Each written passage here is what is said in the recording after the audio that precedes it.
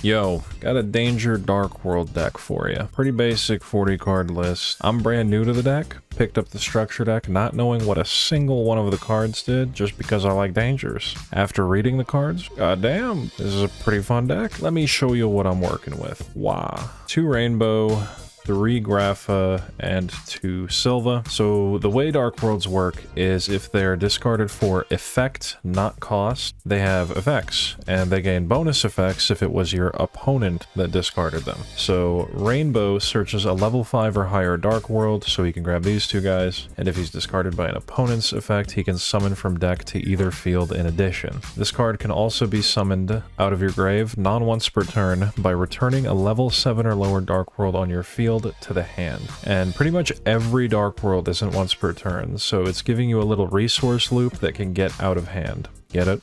Grapha has the same summoning condition, except it's any Dark World monster except himself, so he can return Rainbow to your hand. Grapha's discard effect is to pop a card, and the additional effect is to possibly summon a monster out of your opponent's hand to your field. Silva's effect is to just summon himself, his bonus effect is to hand loop for 2. Very toxic. Then 3 Genta. This is the best card to open because it is terraforming for the gates of Dark World. This card gives a boost to all fiends on the field and has the effect to banish a fiend from your grave, to pitch a fiend from your hand, and draw a card. So this gives you card draw, triggers your Dark Worlds, and then when this card is banished, he summons himself. And his effect to search for this is not once per turn, so you can use Genta, grab gates, use it, get whatever effects, summon back Genta, and then if you have Rainbow or Grapha in your grave, you can bounce Genta back to your hand and use it again to get a fresh copy of Gates. Note, he can only be specialed once per turn, but this card is still crazy. Then 3 Snow. Discard effect adds any Dark World, including itself. The additional effect is Shark Cannon and Defense. No once per turn. 3 Brow, he draws 1. The additional effect is he draws 2. Then 1 Beige, 1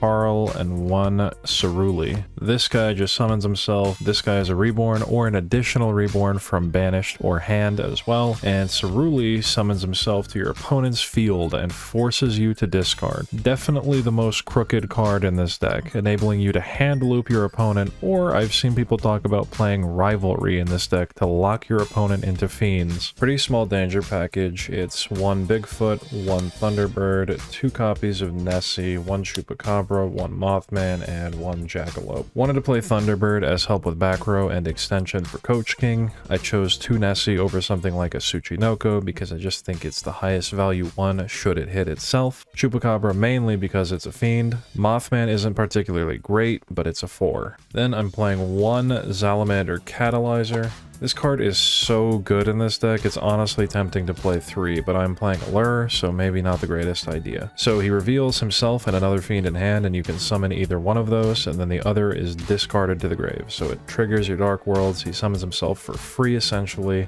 and he's level 4 to make things like Baguska, Dweller, and Dugaries. It's so good. And it's a fire monster with 200 defense. What do they mean by this? Why do they keep doing it? Then, as the only hand trap, 3 copies of Skullmeister. It's a level 4 Dark Fiend that isn't terrible in the current meta, being able to hit things like Ishizu cards and tier names. It's not even once per turn. Just seems like a good addition. Then 3 copies of Allure of Darkness. I initially wasn't playing this, but it seemed the deck was having consistency issues without some form of card draw. I think Desires would actually be really good in this deck, but I have decked myself out multiple times already, even before playing Allure. Then 2 Dark World Accession, 1 Archives, and 1 Dark World Puppetry.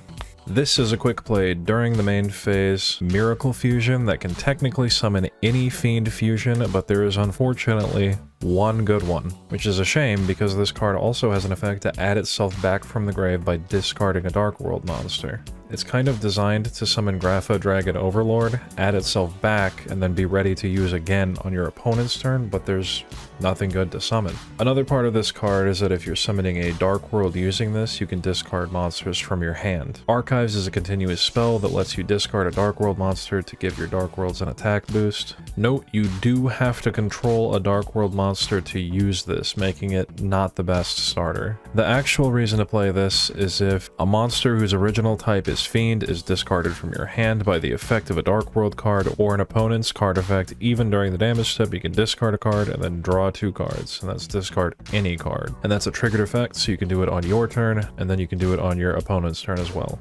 Then Dark World Puppetry. This is a quick play discard a Fiend to be a triple DD Crow, and you can even target your own card, so you can use this to summon Genta.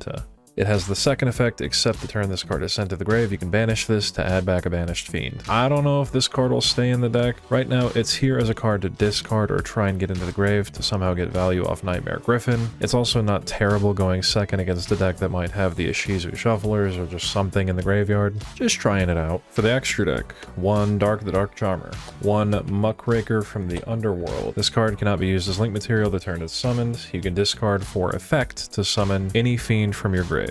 But the downside is it Fiend blocks you for the rest of the turn, and that is including your dangers. The upside to that is that you can basically use your dangers over and over again and keep hitting Dark Worlds to hopefully generate some kind of advantage. She's also got a second effect. If your Fiend would be destroyed by battle or card effect, you can tribute a Fiend to protect it. So if they make something to hit over one of your guys, you can just tribute her off and it lives. Then 1 IP, Phoenix, Unicorn, and Griffin. There are a lot of hands that require you to go into Muckraker to keep going. This gives you a solid Fiend monster to pass on. On summon, you discard for cost. No Dark World effects there, unfortunately. To set a spell or trap from your grave, and you can't use it that turn. And if he's co-linked, which if you're able to summon him, he probably is co-linked, you get to draw a card. In this build, the best thing you can set is Puppetry. The next best thing is probably an Allure for the following turn, at least for the main deck. The actual effect that makes this a solid card to pass on is that special summon monsters on the field cannot activate their effects unless they are linked. Essentially a skill drain that can be protected one time by Muckraker. Not incredible, but this is turning a rough hand into a decent problem. Appaloosa, Saryuja, Underworld Goddess, 2 copies of Grapha Dragon Overlord. This card is almost an Omni-Negate. Summoned with Grapha and any dark monster, this card can change any monster effect or normal spell or trap into your opponent discards a card. So it's enabling all of the broken secondary effects that Dark Worlds have. This card also has the effect if it leaves the field by an opponent's card, you can special a Grapha that's banished in your grave, then both players with a hand discard a card. Very cool. Then the triple threat,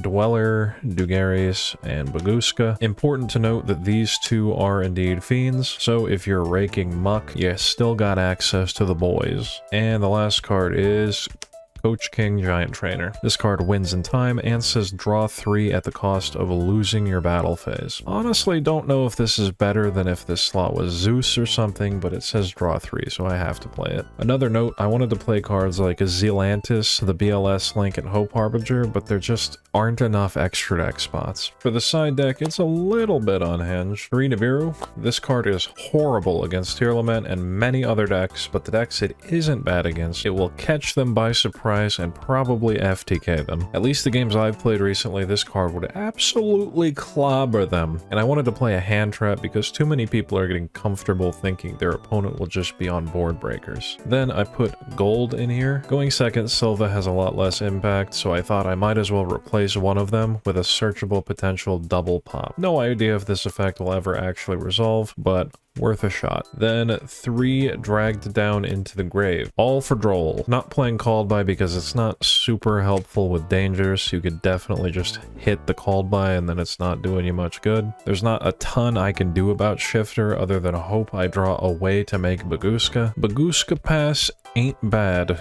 2 Twin Twisters for back row, and it triggers your dangers. 3 Forbidden Droplet. Really not sure about this one. You discard so much in this deck that you likely can't afford to go crazy with this card. A card like Chalice would never resolve, and you pretty much hard lose to Dwellers, so there's not a ton of options other than like Sphere Mode and pray your opponent doesn't recover from that. I don't know. And the last 3 cards are 1 each of Skill Drain, Eradicator, and Deck Devastation Virus. The plan is to not brick on them, but still eventually see one of them. Going first, I'm likely going to side in 5 of these every time. Against the deck that gets hurt by deck dev like Sprite, I'll bring in the Droll Protection, Skill Drain, and a deck dev. Against pretty much every other deck, I'll bring in these plus Eradicator instead. In a 40 card deck, having these 5 cards gives me a slightly above 50% chance to open one of them. I don't know, this is probably nonsense. Anyway, that's the deck. Thanks for watching.